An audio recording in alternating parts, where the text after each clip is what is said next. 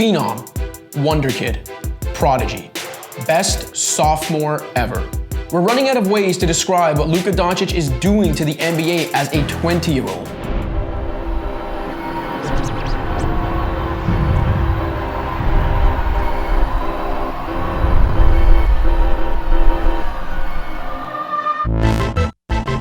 Doncic could have merely matched his Rookie of the Year production and still been a borderline all-star this season. Instead, the Slovenian sensation has set the league ablaze, morphing into a full-fledged MVP candidate. Shot, he banks it in! Oh, Luka Doncic!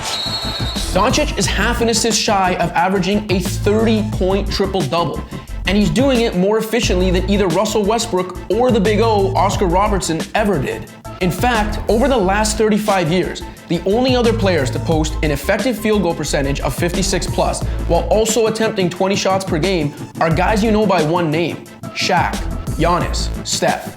Most importantly, the Mavs are winning. Forget just trying to end the franchise's 4-year playoff drought.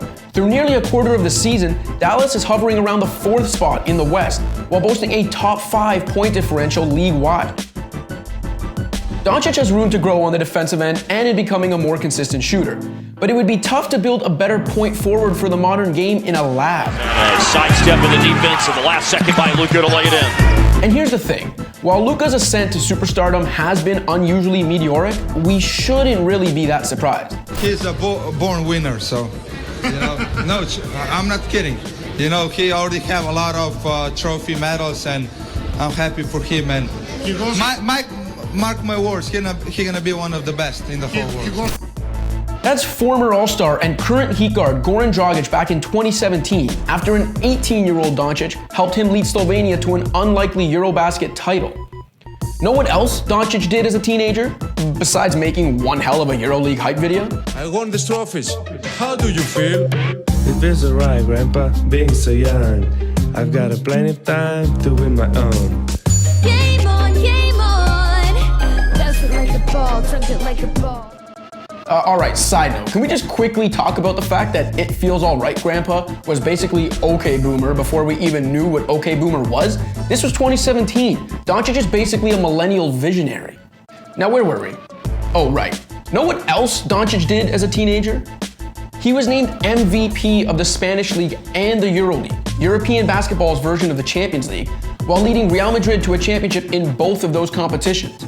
Oh, and he took home EuroLeague Final Four MVP honors along the way. But who's counting at this point?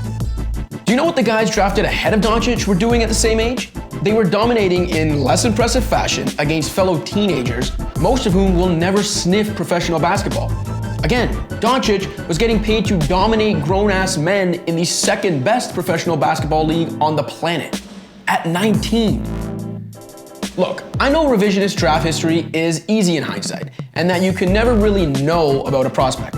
But Luka Doncic was never your typical draft prospect, and anyone running an NBA front office should have been smart enough to see that.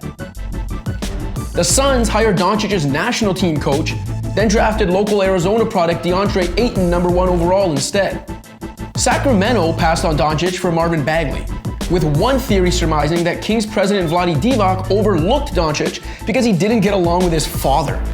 The Kings play-by-play man has since poured cold water on that report, but you've got to admit, it's a pretty Kingsy route.